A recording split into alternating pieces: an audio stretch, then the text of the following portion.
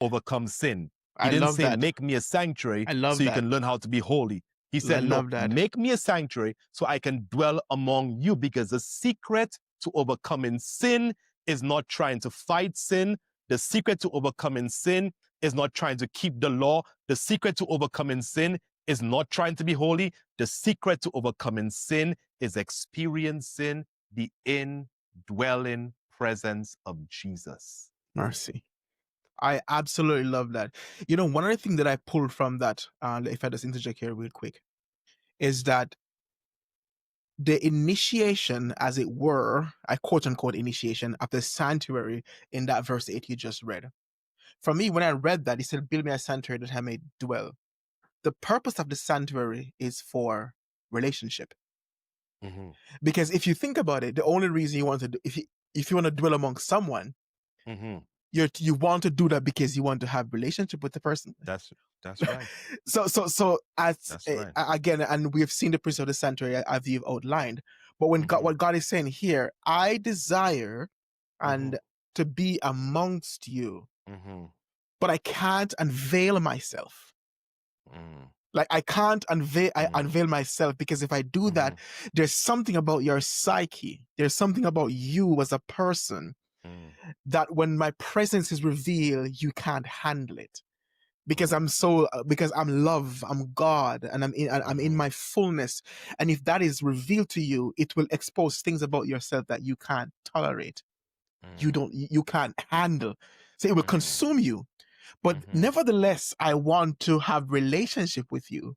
And this is the way that I'm choosing. And that's how we see the sanctuary laid out. So walk us through then the sanctuary, how it's laid out, and then we'll take it from there. So he says, Exodus 25 verse 8, let them build me a sanctuary that I may dwell among them. And he now reveals to Moses the pattern. And the sanctuary is comprised of 3 components. There's the outer court, there is the holy place, and there is the Holy of Holies. 3 compartments. The only compartment that God's people, who he wanted to dwell among, had access to, was the outer court. Another thing about the sanctuary, before we look at the compartments, is that the sanctuary was situated in the midst of the camp of Israel. And that's significant.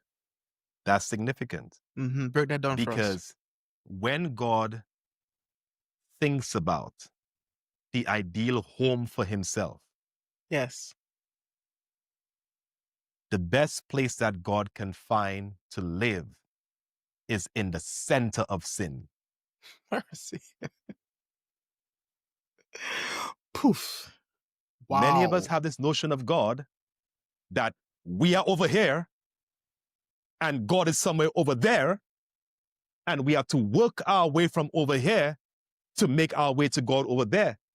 But God is saying, no, I am going to come in the center of the same people that God said, you are stiff-necked people. In Ezekiel chapter 36, understand this, I'm not saving you because you worthless. I'm saving you because of my love for you. My grace. So God says, you know what? I want to build my dream home. I want to build my dream home in the middle of the camp. Wow. In the middle of your sin and your mess. And this is where the sanctuary is erected. Because God understands.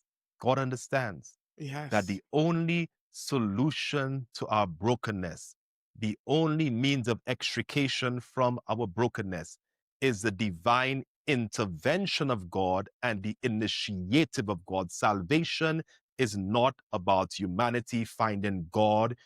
We cannot find God because God has never been lost. Mercy. God is not lost. We are lost. That's right. So salvation isn't about we finding God. It's about God finding us where we are and choosing to tabernacle among us, to set up camp I know, Yes. sorry if I have too many antics and, No, but I can't help but get excited. This is good. This is good. I like it. I like it because I think when the message of the gospel is presented in the lens of love, like you're doing it, instead of, oh, this is the law and this is day of atonement, we should be doing this. It's almost like a wooing. It wants to, it's like putting you in to say, who is this person that loves me so much